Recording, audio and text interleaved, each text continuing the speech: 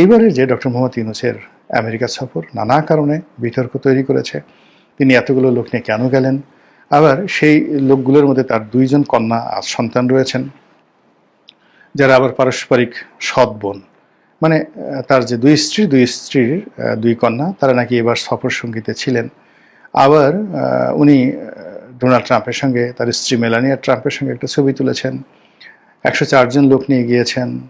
তারপরে তার সঙ্গী সাথীদেরকে এক গেট দিয়ে বের করে তিনি ভিআইপি গেট দিয়ে চলে গেছেন। তার সঙ্গী সাথীদের মধ্যে মির্জা ফখরুল সাহেব এবং আক্তার, তারা নানাভাবে লাঞ্ছিত হয়েছেন। আক্তারের গায়ে ডিম মারা হয়েছে।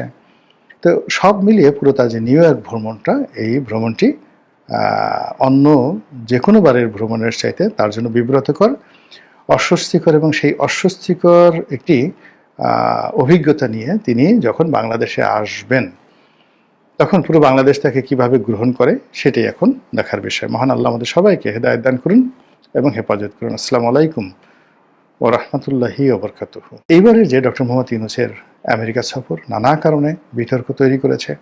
তিনি এতগুলো লোক নিয়ে কেন গেলেন? আবার সেই লোকগুলোর মধ্যে তার ২ জন কন্যা সন্তান রয়েছেন, যারা আবার পারস্পরিক সৎ বোন। মানে তার যে ২ স্ত্রীর ২ কন্যা, তারা নাকি এবার সফর সঙ্গীতে ছিলেন। আবার উনি ডোনাল্ড ট্রাম্পের সঙ্গে, তার স্ত্রী মেলানিয়া ট্রাম্পের সঙ্গে একটা ছবি তুলেছেন। ১০৪ জন লোক নিয়ে গিয়েছেন। তারপরে তার সঙ্গী সাথীদেরকে এক গেট দিয়ে বের করে তিনি ভিআইপি গেট দিয়ে চলে গেছেন। তার সঙ্গী সাথীদের মধ্যে মির্জা ফখরুল সাহেব এবং আক্তার, তারা নানাভাবে লাঞ্ছিত হয়েছেন। আক্তারের গায়ে ডিম মারা হয়েছে।